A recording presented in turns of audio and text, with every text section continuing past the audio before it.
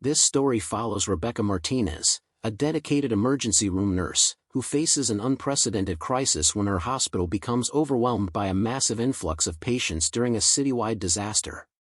What begins as a routine night shift transforms into a battle for survival, resources, and maintaining hope in the face of chaos. Rebecca Martinez adjusted her stethoscope and glanced at the clock on the emergency room wall. 11:47 p.m. on a Tuesday night at Memorial General Hospital meant the usual mix of patients would soon filter through the sliding doors. She had worked the night shift for 8 years, and the rhythm of emergency medicine had become second nature. The familiar hum of monitors, the shuffle of scrubs against linoleum, and the constant undercurrent of controlled urgency created a symphony she knew by heart. The emergency department was unusually quiet for a weeknight. Only 3 patients occupied the waiting room chairs, and the trauma bays stood empty except for Bay 4, where Dr. William Thompson was suturing a construction worker's lacerated forearm. Rebecca finished updating patient charts at the nurse's station, her fingers dancing across the keyboard with practiced efficiency. The coffee maker gurgled in the break room, promising a fresh pot for the skeleton crew that would carry them through until dawn. Her colleague, Janet Williams, emerged from the supply closet carrying an armload of blankets. Janet had been Rebecca's partner for 5 years, and their working relationship had evolved into genuine friendship. They shared the same dark humor that helped healthcare workers cope with the constant exposure to human suffering, and both possessed the particular brand of compassion that made them exceptional nurses. "Did you hear about the warehouse fire on Industrial Avenue?" Janet asked, settling the blankets into the warmer. Dispatch said it's been burning for 3 hours. Fire departments calling in units from neighboring counties. Rebecca shook her head, focused on entering medication orders into the computer system. Industrial Avenue was 15 miles away, far enough that any casualties would likely be transported to Central Hospital or St. Mary's, both closer to the scene.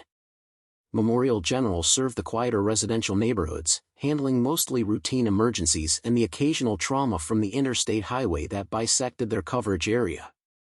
Dr. Thompson appeared at the nurse's station, pulling off his latex gloves.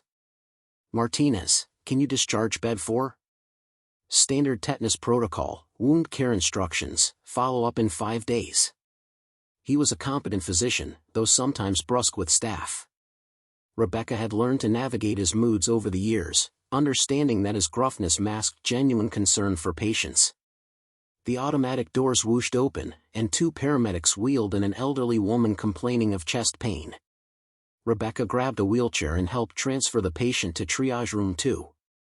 Mrs. Eleanor Foster, 73 years old, described crushing chest pain that had started during her evening television program.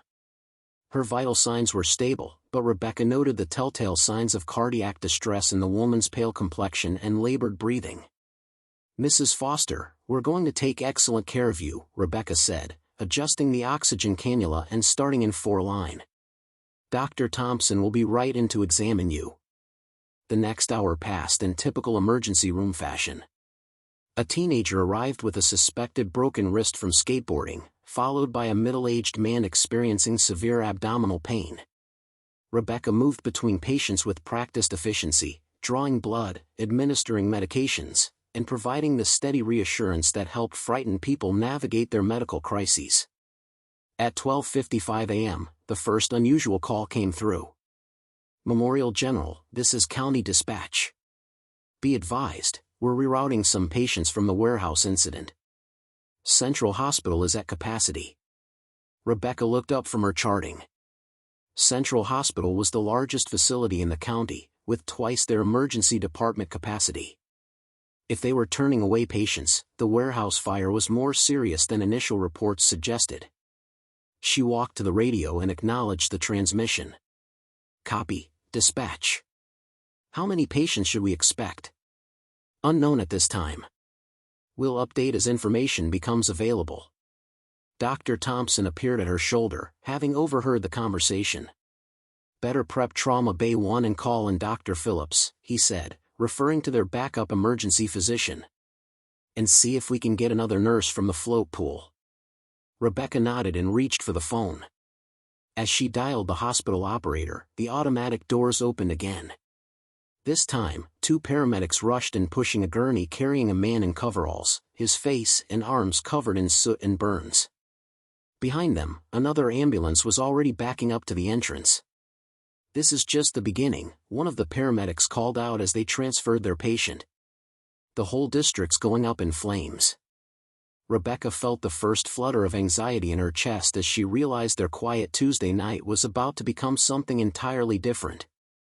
The patient on the gurney was conscious but clearly in significant pain. Rebecca quickly assessed the situation while the paramedics provided their report. "This is Marcus Johnson, 34-year-old male, 2nd and 3rd degree burns on approximately 20% of his body, primarily arms and upper chest. Vitals stable en route, gave him morphine for pain control." Rebecca and Janet worked together to transfer Marcus to Trauma Bay 1, their movements synchronized from years of practice. The burn injuries were extensive but not immediately life-threatening. Rebecca started additional 4 access while Janet connected monitoring equipment and began documenting vitals. "Marcus, can you tell me your pain level on a scale of 1 to 10? Rebecca asked, adjusting the morphine drip. 8, maybe 9, Marcus gasped. The whole building just went up. People were running everywhere. I tried to help this woman who was trapped, but the ceiling came down." Dr. Thompson entered the trauma bay, his expression grave as he examined the burns. "We need to get him to the burn unit at Regional Medical Center. These injuries require specialized care we can't provide here." Rebecca nodded and reached for the phone to arrange transport, but before she could dial, the automatic doors opened again. This time, 3 ambulances had arrived simultaneously. The paramedics who entered were moving with the urge and efficiency that indicated serious casualties. "Where do you want them?" called out Lisa Rodriguez, a paramedic Rebecca had worked with many times. "We've got smoke inhalation, multiple trauma, and at least 2 more serious burns coming in behind us." The emergency department, designed to handle perhaps 6 or 7 patients at once, was about to be overwhelmed. Rebecca felt her training kick in as she switched to disaster mode. "Bay 2 for smoke inhalation, Bay 3 for trauma. We'll have to double up." Janet was already on the phone calling for additional staff. "Dr. Phillips is 20 minutes out," she reported. "Float Pool is sending 2 more nurses, but they won't be here for at least 30 minutes. The next patient was a woman in her 50s, Maria Santos, who had been overcome by smoke while evacuating her apartment building adjacent to the warehouse. Her oxygen saturation was dangerously low, and Rebecca could hear the telltale wheeze of irritated airways. She quickly established oxygen therapy and prepared for potential intubation if the woman's condition deteriorated. "How many more are coming?" Dr. Thompson asked the paramedics as he moved between patients. "Dispatch says at least 15 more ambulances are en route to various hospitals. The fire spread to 3 buildings, and there's been a partial collapse. Fire department is still pulling people out." Rebecca felt the familiar surge of adrenaline that came with mass casualty situations, but this was different. Memorial General wasn't equipped for this scale of emergency. They had 6 trauma bays, limited supplies, and a skeleton crew in the middle of the night. The automatic doors opened again, and this time Rebecca's heart sank. 4 more gurneys appeared, pushed by paramedics whose faces showed the strain of the ongoing disaster. Behind them, she could see more ambulances lined up outside, their red and blue lights painting the parking lot in urgent colors. "Dr. Thompson," she called out, "we're going to need to start triaging in the waiting room. We don't have enough space." The physician nodded grimly. "Set up a triage area by the vending machines. We'll take the most critical cases first and hold the others until we can get them transferred or treated." Rebecca grabbed supplies from the crash cart and began converting the waiting room into a makeshift treatment area. The few non-emergency patients who had been waiting looked alarmed as burn victims and trauma cases began filling every available space. Janet appeared at her side, pushing a medication cart. "Dr. Phillips just called. There's been a multi-car accident on Route 9. He's stuck in traffic and can't get here for at least an hour." "An hour?" Rebecca stared at her colleague. "We've got 20 patients coming in one, doctor." The nursing supervisor is trying to call in day shift staff, but most of them live on the other side of the county. With the fire and the accident, all the roads are blocked. Rebecca looked around the emergency department, which was rapidly filling beyond capacity. Patients lay on gurneys in the hallways, family members crowded into corners, and the sound of multiple monitors beeping created a cacophony of medical urgency. She realized they were about to face something she had never experienced in her 8 years of emergency nursing. The automatic doors opened again, and more casualties arrived. The emergency department had transformed into organized chaos. Rebecca moved between patients like a conductor orchestrating a complex symphony, her years of experience allowing her to prioritize care while maintaining some semblance of order. Every trauma bay was occupied, gurneys lined the hallways, and the waiting room had become a field hospital. Marcus Johnson, the burn patient, was still waiting for transport to Regional Medical Center. The specialized burn unit was also overwhelmed, and they had placed him on a waiting list. Rebecca checked his 4 fluids and adjusted his pain medication, noting that his condition remained stable despite the delays. "How are you holding up, Marcus?" she asked, checking his pulse. "Been better," he managed a weak smile. "That woman I tried to help, did she make it out?" Rebecca didn't have that information, but she squeezed his shoulder reassuringly. "The fire department is still working. They're trained for this kind of situation." Maria Santos, the smoke inhalation patient, was responding well to oxygen therapy. Her saturation levels had improved, and the wheezing had decreased. Rebecca made a note to continue monitoring her closely, as smoke inhalation could worsen unexpectedly. Dr. Thompson was examining a new arrival, a construction worker named David Kim who had been trapped under debris when part of the warehouse collapsed. His left leg was clearly fractured, and he was showing signs of internal bleeding. This case would require surgery, but the hospital's operating rooms were already occupied with emergency cases from earlier in the evening. "We need to get into surgery," Dr. Thompson told Rebecca. "Call the OR and see what's available." Rebecca picked up the phone, already knowing the answer. "OR's backed up until at least 6 a.m. 2 emergency appendectomies and a cardiac case ahead of us." The physician's jaw tightened. "Then we stabilize him here and hope he can wait. Start another 4, type and cross-match for 6 units of blood, and keep monitoring his vitals." The automatic doors opened again, and Rebecca's heart sank as she saw more patients arriving. The parade of ambulances seemed endless, each one bringing new casualties from the expanding disaster. The warehouse fire had indeed spread to adjacent buildings, and now she was hearing reports of a gas leak that had forced evacuations of several city blocks. Janet appeared at her elbow, her face flushed with exertion. "The mayor's office just declared a local emergency. They're asking all off-duty medical personnel to report to their nearest hospital." "How many people are we talking about?" Rebecca asked while starting in 4 on an elderly man with smoke inhalation. "Last count was 47 casualties, and they're still searching buildings. FEMA is sending a disaster response team, but they won't be here until tomorrow." Rebecca felt the weight of responsibility settling on her shoulders. She was the charge nurse for the night shift, which meant coordinating care for all these patients while maintaining safety standards with inadequate resources. Every decision she made could mean the difference between life and death for someone. A young paramedic she didn't recognize approached with a clipboard. "We need to set up a staging area outside. We've got 12 more ambulances coming in over the next hour, and there's nowhere to put them." Rebecca looked through the windows at the parking lot, which was already crowded with emergency vehicles. "Use the east parking lot near the maintenance building. We'll need to establish a triage tent out there." "With what supplies?" Janet asked.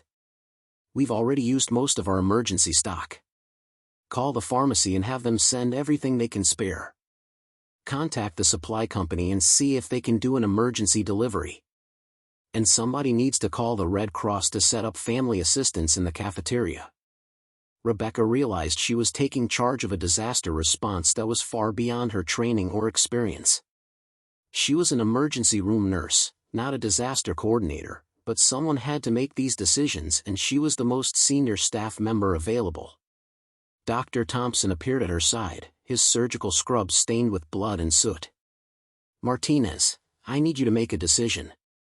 We have 3 patients who need immediate surgery, 1 or available, and no idea when more space will open up. Who goes first?" Rebecca looked at the 3 patients he indicated. David Kim with the fractured leg and internal bleeding, a teenage girl with a penetrating abdominal wound, and an older man with severe burns who had just arrived. Each case was critical, each person had family members waiting for news, and each deserved the best possible care. The weight of that decision would stay with her forever. Rebecca stared at the 3 patients, her mind racing through the medical calculations that would determine who lived and who waited. The teenage girl, Amy Patterson, had been struck by falling debris while evacuating her apartment. The abdominal wound was deep, and she was showing signs of internal bleeding. The older man, Robert Taylor, had burns covering 40% of his body and was slipping in and out of consciousness. Amy goes first, Rebecca decided. She's 17, penetrating trauma, and her vitals are declining. David is stable for now, and Robert. She paused, the weight of the decision heavy in her voice. Robert's burns are extensive. Even with surgery, his chances are uncertain. Dr. Thompson nodded grimly. "I'll take Amy up. Monitor David every 15 minutes, and if Robert deteriorates, call me immediately." As the surgical team wheeled Amy toward the elevator, Rebecca felt the familiar knot in her stomach that came with impossible choices. She had been making medical decisions for years, but never with such stark consequences. The emergency department had become a battlefield, and she was the field commander making life and death decisions with insufficient resources. The automatic doors opened again, and Rebecca saw something that made her blood run cold. Instead of paramedics bringing in casualties, she saw Michael Henderson, the hospital administrator, flanked by 2 men in suits. Henderson was known for his focus on budget constraints and efficiency metrics, often at the expense of patient care. "Nurse Martinez," Henderson called out, his voice carrying over the din of the emergency department. "We need to talk." Rebecca couldn't believe what she was hearing. The hospital was in the middle of a disaster response, she was coordinating care for dozens of critical patients, and the administrator wanted a meeting. "Mr. Henderson, I'm a bit busy right now. Can this wait? This is about capacity management. We're exceeding our insurance liability limits, and I need to know why you're accepting patients beyond our capability." Rebecca felt her temper rising. "Because people are dying, and we're the closest hospital." "What exactly are you suggesting?" "I'm suggesting we implement our diversion protocol. Route incoming ambulances to other facilities. Other facilities that are also overwhelmed?" Rebecca's voice was getting louder, and several staff members were turning to listen. "Are you seriously asking me to turn away burn victims and trauma patients?" One of the suited men stepped forward. "I'm Gerald Morrison from the insurance company. We need to discuss liability issues regarding unauthorized treatment protocols." Rebecca stared at him in disbelief. "Unauthorized treatment protocols? You mean saving lives?" Henderson's face flushed. "You've exceeded your authority by setting up treatment areas outside the designated emergency department. You've used supplies beyond approved quantities. And you've been making surgical decisions that should come from physicians." "The physicians are in surgery saving lives," Rebecca shot back. "Someone has to coordinate care, and that's my job as charge nurse. Your job is to follow hospital policy and stay within budget parameters," Henderson replied. "We're looking at potential lawsuits if patients receive substandard care due to overcrowding." Rebecca felt something snap inside her. She had spent 8 years dedicating her life to emergency medicine, working nights and weekends, missing family gatherings and holidays, all to provide the best possible care for patients in crisis. And now, in the middle of the worst disaster she had ever seen, she was being criticized for doing her job. "Mr. Henderson," she said, her voice dangerously quiet, "I need you to look around this room. Really look. Do you see Maria Santos over there? She's 52 years old, and she was overcome by smoke trying to save her neighbor's cat. Do you see Marcus Johnson? He's got second-degree burns because he ran back into a burning building to help a stranger. Do you see David Kim?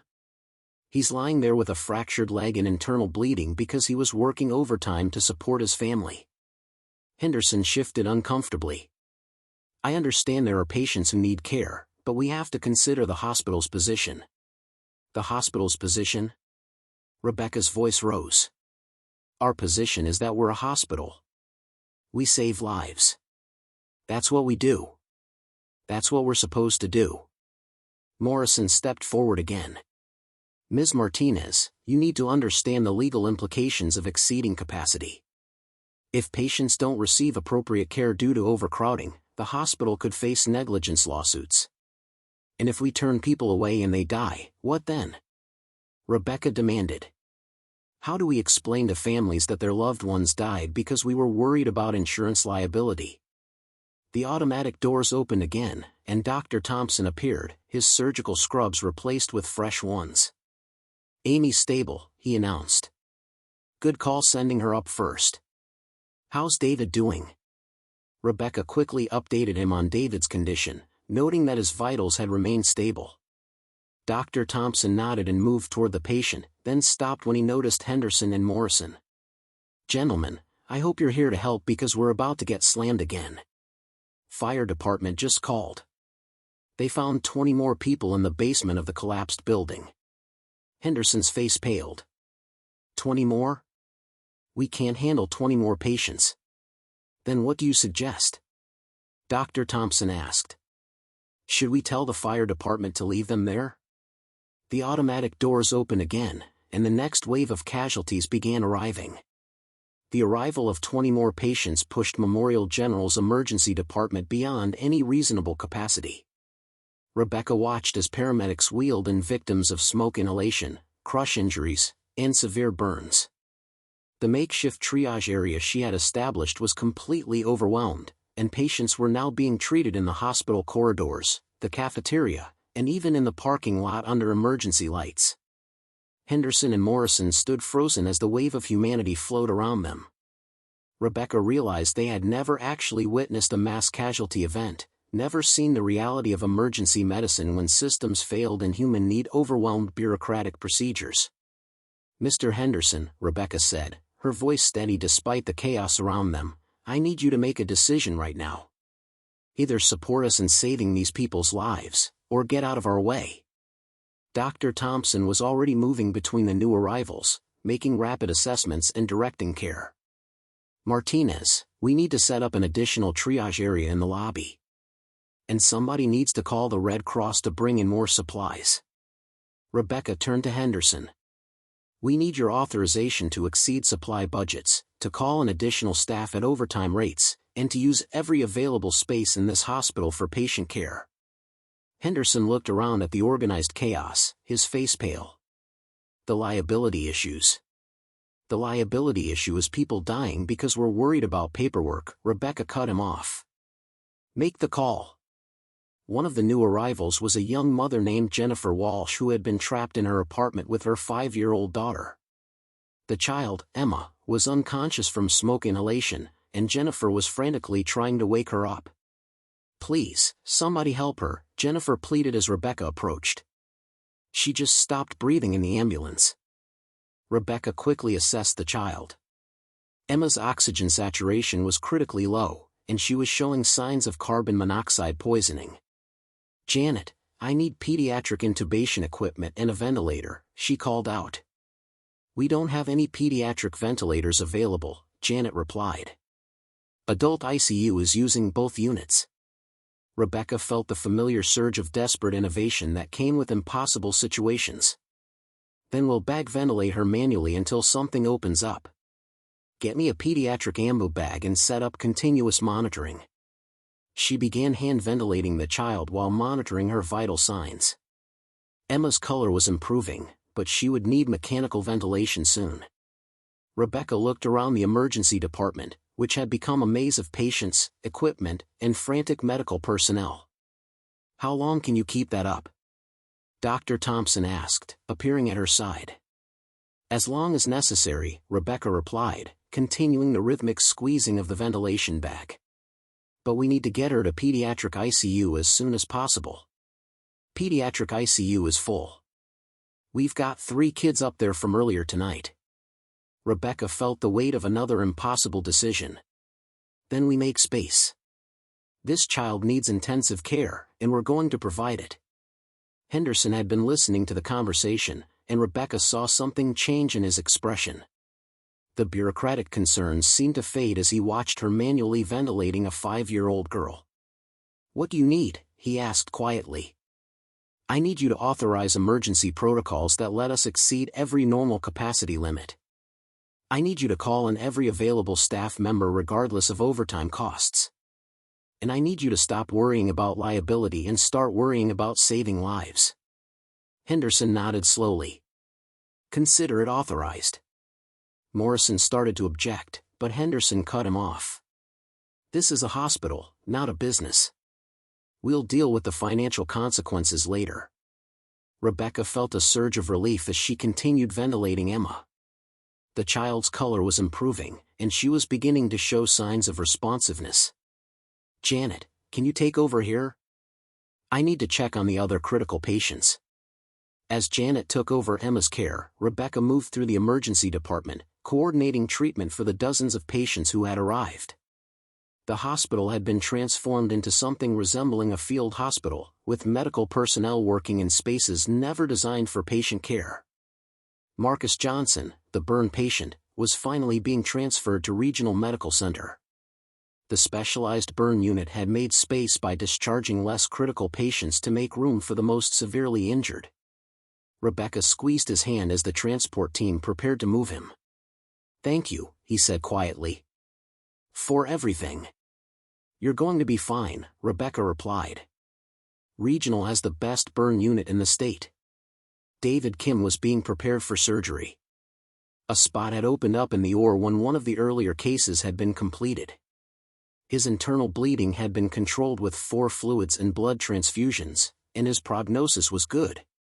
Maria Santos was being discharged to make room for more critical patients. Her smoke inhalation had responded well to oxygen therapy, and she was breathing normally. Rebecca gave her discharge instructions and watched as her grateful family helped her to their car. The emergency department was beginning to function like a well-oiled machine despite the overwhelming circumstances.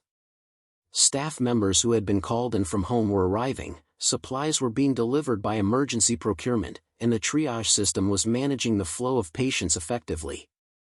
Dr. Thompson appeared at Rebecca's side, looking exhausted but satisfied. "I think we're going to make it through this." Rebecca nodded, feeling the adrenaline beginning to fade. "How many patients have we treated?" 63 so far, with more still coming in. But the fire department says they've cleared most of the buildings, so the worst should be over. Rebecca looked around at the emergency department, which would take hours to return to normal. But they had done it. They had faced an impossible situation and found a way to provide care for everyone who needed it. The automatic doors opened one more time, and the final group of casualties arrived from the disaster scene. The last group of patients from the warehouse district disaster arrived just as dawn was breaking over Memorial General Hospital. Rebecca had been on duty for over 10 hours, coordinating care for what would eventually total 78 patients. The emergency department looked like a war zone, with medical equipment scattered throughout the building and exhausted staff members taking brief breaks wherever they could find space. Emma Walsh, the 5-year-old who had nearly died from smoke inhalation, was stable and breathing on her own. Rebecca had personally ventilated her for nearly 2 hours until a pediatric ventilator became available. The child was now sitting up in bed, asking for her mother and showing no signs of permanent damage from the carbon monoxide exposure. "You saved her life," Dr. Thompson told Rebecca as they watched Emma coloring in a book that one of the nurses had brought from the pediatric ward. Another few minutes without proper ventilation, and she would have had irreversible brain damage. Rebecca felt the satisfaction that came with making a difference, but she was also exhausted beyond anything she had ever experienced. The emotional toll of making life and death decisions for hours on end was something no amount of training could fully prepare someone for. Henderson appeared at the nurse's station, looking haggard but somehow different from the bureaucratic administrator who had confronted her earlier. "Martinez, I owe you an apology. And more than that, I owe you my thanks." Rebecca looked up from the patient chart she was updating. "Mr. Henderson, you don't need to apologize. You were doing your job." "No, I was doing my job badly," he replied. "I was so focused on procedures and liability that I forgot why we're here. You reminded me that we're a hospital first, everything else second." Morrison, the insurance representative, had left hours earlier after witnessing the reality of emergency medicine. Rebecca had seen him making phone calls from the parking lot, presumably to his company, explaining why normal protocols had been abandoned in favor of saving lives. The final tally was remarkable. Despite being overwhelmed by nearly 4 times their normal capacity, Memorial General had successfully treated every patient who came through their doors. 3 patients had been transferred to specialized facilities for advanced care, 12 had been admitted to the hospital, and the rest had been treated and released. More importantly, they had not lost a single patient. Dr. Phillips, the backup physician, had finally arrived after the traffic situation improved. He had immediately jumped into the chaos, working alongside Dr. Thompson to manage the surgical cases and complex medical decisions. The 2 physicians had worked together seamlessly, their combined experience allowing them to handle cases that would have been impossible for a single doctor. "I've never seen anything like this," Dr. Phillips told Rebecca as they stood in the break room, finally able to take a few minutes to decompress. "In 30 years of emergency medicine, I've never seen a nurse coordinate disaster response like you did tonight." Rebecca shook her head. "I just did what needed to be done." "We all did." "No, you did more than that. You took charge when nobody else could. You made decisions that saved lives. You turned this place into a functioning trauma center when we had no right to expect it would work." Janet appeared in the doorway, looking as exhausted as Rebecca felt. "The day shift is here.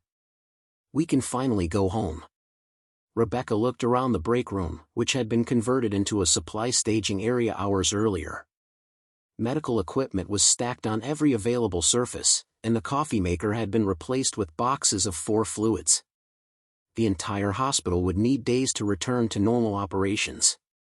"Actually," Rebecca said, "I think I'll stay for a while. Help get things organized for the day shift." "Martinez, you've been here for 11 hours, Dr. Thompson said. You need to go home and rest." "I will. But I want to make sure everything is properly documented. The families of these patients deserve to know that their loved ones received the best possible care." Rebecca spent the next 2 hours writing detailed reports on every patient they had treated. She documented the decisions that had been made, the resources that had been used, and the outcomes that had been achieved. It was important to her that the records show not just what had happened, but why it had happened. As she was finishing her paperwork, Henderson appeared at her desk. "Martinez, I want to offer you a promotion. Director of Emergency Services. It comes with a significant salary increase and administrative responsibilities." Rebecca looked up from her computer screen. "Mr. Henderson, I appreciate the offer, but I'm not interested in administration. I'm a nurse. I want to stay on the floor, taking care of patients." "You could do both. Coordinate emergency preparedness, develop disaster protocols, train other staff members in mass casualty response." Rebecca considered the offer. The events of the past night had shown her that Memorial General was woefully unprepared for large-scale emergencies. Someone needed to fix that, to ensure that they could respond effectively to future disasters. "I'll think about it," she said finally. "But any administrative role would have to include direct patient care. I won't become a desk nurse." Henderson nodded. "That's exactly what I was hoping you'd say." As Rebecca finally packed up her belongings and prepared to leave, she took one last look around the emergency department. The chaos had been cleared away, the extra equipment removed, and the normal rhythm of hospital operations was beginning to return. But she knew that everyone who had been there that night had been changed by the experience. The automatic doors opened one more time as she walked toward the exit, and Rebecca instinctively turned to see if another patient was arriving. Instead, she saw Marcus Johnson, the burn patient, walking slowly but steadily through the entrance. His arms were bandaged, but he was smiling. "I wanted to thank you," he said, approaching her. "The doctors at Regional said you saved my life." Rebecca felt tears welling up in her eyes. "Marcus, you shouldn't be walking around. You need to rest." "I will. But I had to come back and say thank you.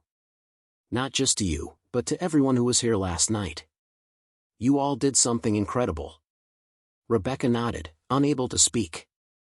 As she walked out of the hospital into the morning sunlight, she realized that she had discovered something important about herself. When everything fell apart, when systems failed and normal procedures became impossible, she had found a way to make it work.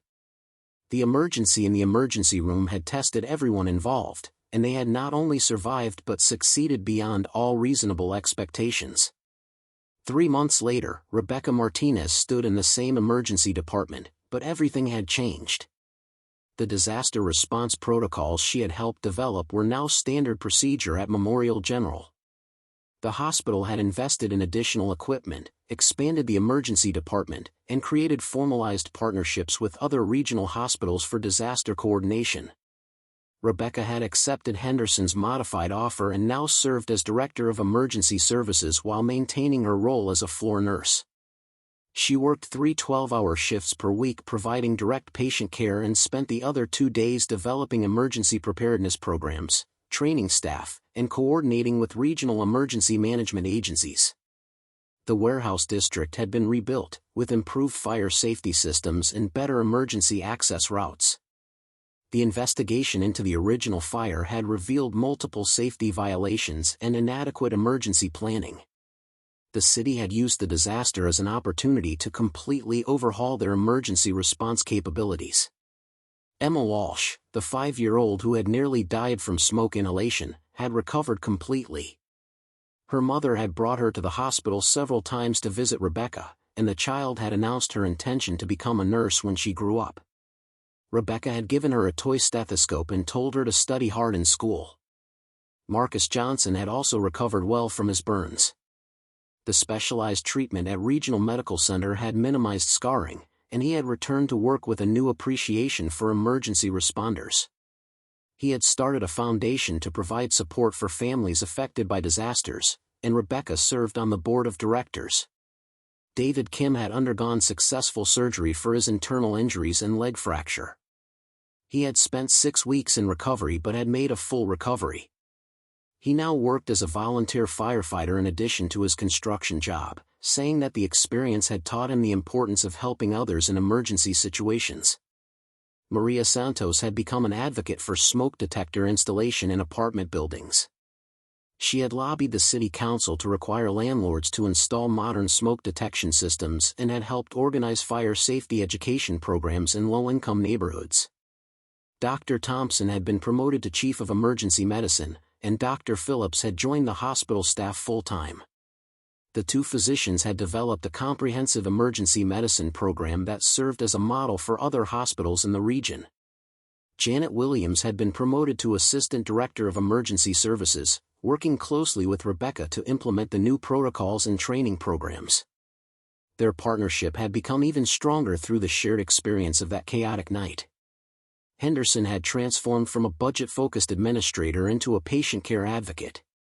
He had successfully lobbied the hospital board to increase emergency department funding and had implemented policies that prioritized patient care over profit margins.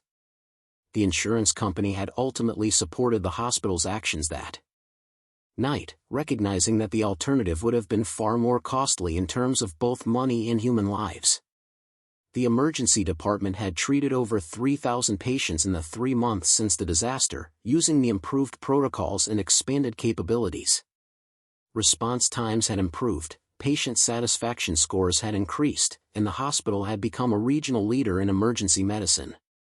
Rebecca often reflected on that night and the lessons it had taught her. She had learned that systems were only as good as the people operating them, that bureaucracy could be deadly in crisis situations, and that sometimes the right thing to do was to ignore the rules and focus on saving lives. More importantly, she had learned that she was capable of much more than she had ever imagined. The decisions she had made that night had seemed impossible at the time, but they had been the right decisions. The confidence she had gained from that experience had made her a better nurse, a better leader, and a better person. The emergency department was busy on this particular Tuesday evening, but it was a manageable level of activity.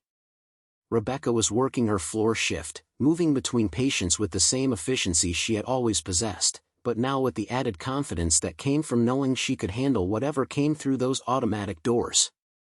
At 11:47 p.m., she glanced at the clock and smiled. 1 year ago, she had been a competent emergency room nurse doing her job well but without any real understanding of her own capabilities. Now she was a leader in her field, someone who had proven that ordinary people could do extraordinary things when circumstances demanded it. The automatic doors opened, and a paramedic wheeled in a patient with a heart attack. Rebecca grabbed a wheelchair and moved to assist, her movements sure and confident.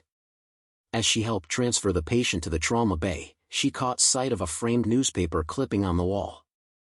The headline read, "Local hospital saves 78 lives in disaster response." Below it was a photo of the emergency department staff, taken the morning after the warehouse fire. Rebecca was in the center, still in her scrubs, looking exhausted but triumphant. Henderson had insisted on framing the article and hanging it in the emergency department as a reminder of what they had accomplished. Rebecca had initially been embarrassed by the attention, but she had come to appreciate the message it sent to staff and patients alike. The hospital didn't just treat patients, it saved lives. When everything went wrong, when systems failed and normal procedures continued became impossible, they found a way to make it work. The framed article represented more than just one successful night, it represented a commitment to putting patient care above all other considerations. As Rebecca worked with the heart attack patient, she noticed a group of nursing students observing from the doorway. They were part of a new emergency medicine training program that Memorial General had developed in partnership with the local university. The program included extensive disaster response training, based on the protocols Rebecca had helped create. "Students, come in," she called out while starting in 4 on the patient. "This is exactly the kind of case you need to see." The nursing students approached cautiously, their textbooks and notebooks clutched tightly. Rebecca remembered being in their position, uncertain and eager to learn. She began explaining the treatment process, involving them in the care while maintaining her focus on the patient.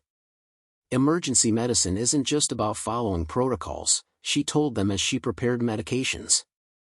"It's about adapting to circumstances, making good decisions under pressure, and never losing sight of the fact that every patient is someone's family member."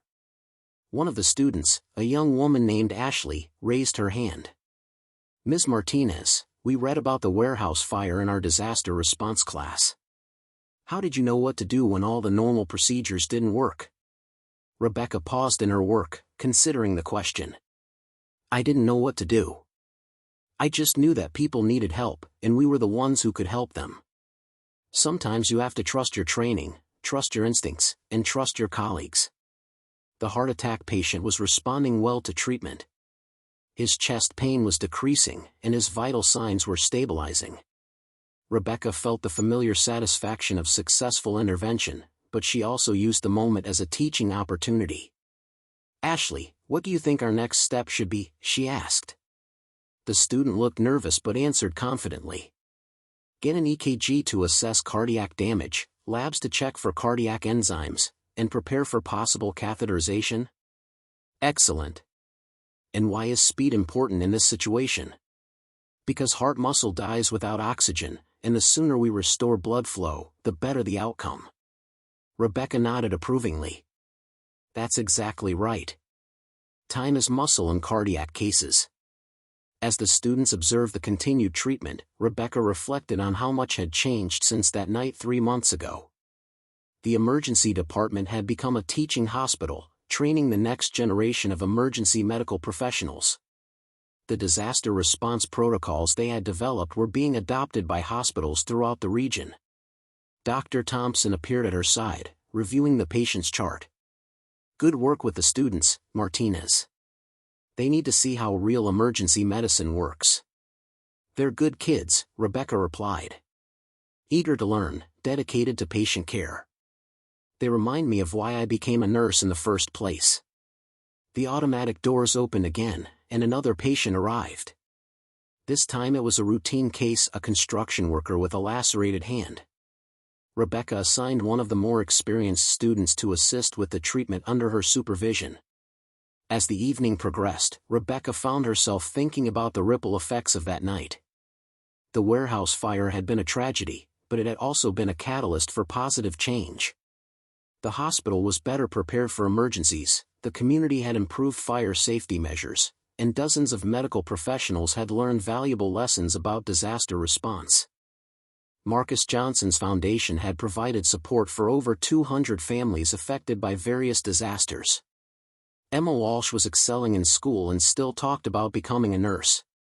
David Kim had helped rescue 3 people from a house fire 2 months earlier, using the CPR training he had received after his own experience. The changes extended beyond the immediate participants. The hospital's improved disaster response had attracted attention from emergency management agencies, and Rebecca had been asked to speak at conferences around the country. The protocols they had developed were being studied and adapted by other hospitals. More importantly, the culture of the hospital had changed. Staff members at all levels were more focused on patient care and less concerned with bureaucratic procedures. Henderson had implemented policies that empowered nurses and physicians to make decisions based on patient needs rather than administrative convenience. At midnight, Rebecca's shift was ending. The emergency department was quiet, with only a few patients in the waiting room and all the critical cases stable. She updated her replacement on the status of each patient and prepared to head home. As she walked through the hospital corridors, she passed the wall where the newspaper article was displayed. Next to it was a new addition, a plaque recognizing Memorial General Hospital's emergency department as the regional center of excellence for disaster response. Rebecca smiled as she read the inscription, "Dedicated to the medical professionals who prove every day that extraordinary care comes from ordinary people doing extraordinary things." The automatic doors opened one final time as she left the hospital, and Rebecca stepped into the cool night air. She had discovered something important about herself that night 3 months ago, something that had changed not just her career but her entire perspective on what was possible. The emergency in the emergency room had tested everyone involved, pushing them beyond their normal capabilities and forcing them to find solutions to impossible problems. They had not only survived the experience but had used it as a foundation for building something better. As Rebecca drove home through the quiet streets, she passed the rebuilt warehouse district. The new buildings were equipped with state-of-the-art fire suppression systems and emergency access routes. Streetlights illuminated the sidewalks where people had once fled in panic, and the area bustled with activity from businesses that had reopened with improved safety measures. The disaster had become a catalyst for positive change, affecting not just the hospital but the entire community.